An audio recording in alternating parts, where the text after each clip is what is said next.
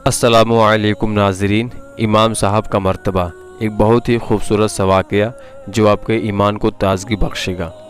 आज मैं एक कसाब की दुकान पर बैठा था, तभी उस कसाब की दुकान पर एक नौजवान सफ़ेद लिबास में, चेहरे पर दाढ़ी, सर पर टोपी, आँखों पर चश्मा लगाए दुकान में दाखिल हुआ।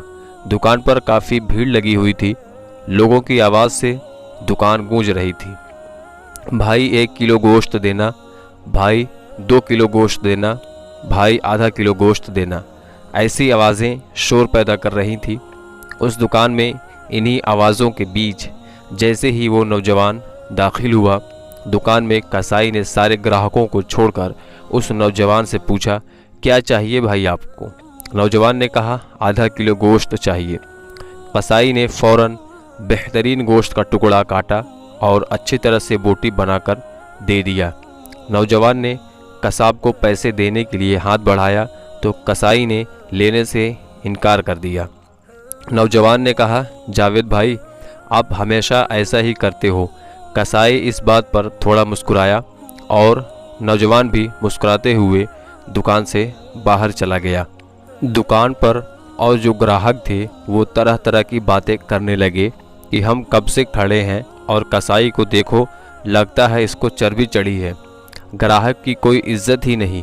तभी मेरे दिमाग में सवाल के घोड़े दौड़ने लगे। मैं दुकान खाली होने का इंतज़ार करने लगा। सभी ग्राहकों को निपटाकर जैसे ही कसाई खाली हुआ, मैंने कहा, 1 किलो गोश्त मेरे लिए बनाना। फिर मैंने कहा, अभी जो नौजवान आपकी दुकान से गोश्त लेकर गया है, क्या वह आपका कोई करीबी रिश्तेदार है या दोस्त है? सारे ग्राहक छोड़कर आपने सबसे पहले उसको गोश्त दिया। कसाई मुस्कुराया और बोला, जी नहीं। मैं बहुत अचंभे में पड़ गया। फिर मैंने बोला, तो फिर कौन था वह? नौजवान कसाई बोला कि वो मेरे मस्जिद के इमाम साहब थे। जो शख्स मेरी आखिरत बनाने की फ़िक्र में रहता है और मेरी नमाज़ों की ज़िम्मेदारी ले रखी है, मेरे बच्चों को कुरान शरीफ और हदीस का दर्स देता है, क्या मैं दुनिया में उसके साथ अच्छा सलूक ना करूं? मैंने कहा, ओह अच्छा, मगर तुमने पैसे क्यों नहीं लिए? कसाई फिर मुस्कुराया और बोला, क्या तुम्हें नहीं पता मस्जिदों के इमामों को क्या दिया जाता है, कितनी तनख्वाह है उनकी? इतने का तो साहब आप लोग महीने भर में सिगरेट पी जाते हो। मैं सोचने लगा, वाकई बात में तो दम है। कसाई फिर बोला, साहब यह हमारी कौम का ख़जाना है, इनको बचाना हमारी ज़िम्मेदारी है। बाज़ार के तमाम दुकान वालों ने मिलकर एक फ़ैसला किया है कि मौलाना साहब से कोई पैसा नहीं लेगा।